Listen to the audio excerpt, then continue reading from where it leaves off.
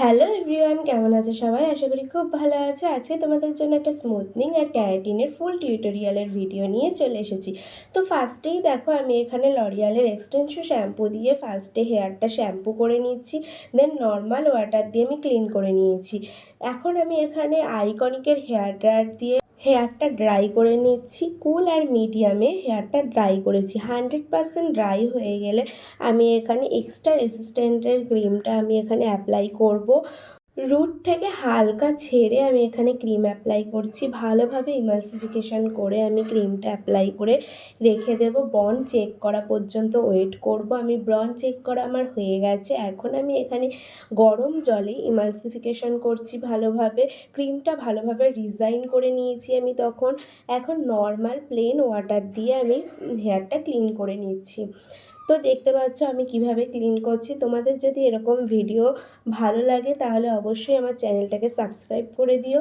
আর যদি এরকম ভিডিও তোমরা দেখতে চাও আমাকে কমেন্টের সাহায্যে জানাতে পারো।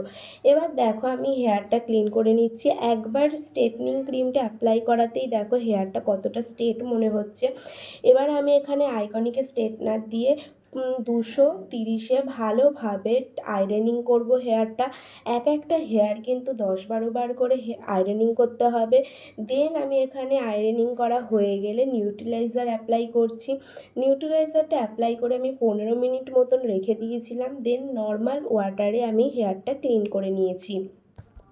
খেয়াল রাখতে হবে যাতে হেয়ারে এবং স্ক্যাল্পে একটুও ক্রিম যাতে লেগে না থাকে। ভালোভাবে আমি ক্লিন করে নিয়েছি। এখন কুল হিটে আমি হেয়ারটা ড্রাই করে নিয়েছি। তো রেজাল্টটা তোমরা দেখে নাও, কেমন লেগেছে অবশ্যই জানিও। এরপরে এই দিদিকে আমি বলে দিয়েছিলাম 3 দিন পর ওয়াশ করতে আসতে। 3 দিন পরে আমি ক্যারাটিন করেছি।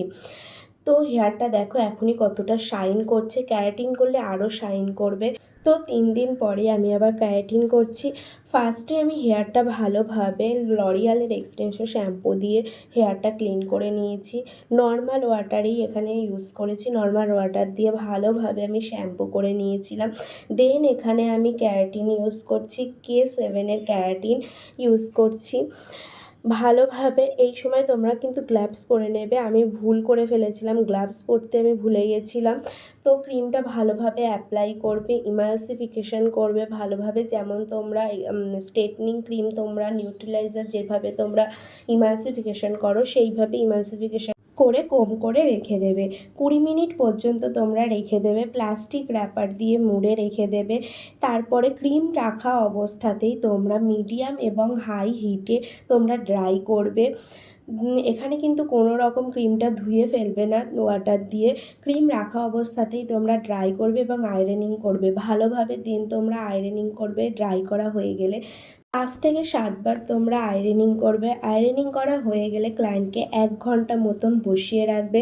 বা যদি তোমার ক্লায়েন্টের হাতে যদি সময় না থাকে তাহলে তোমরা বলে দেবে 3 দিন পর ওয়াশ করে নিতে।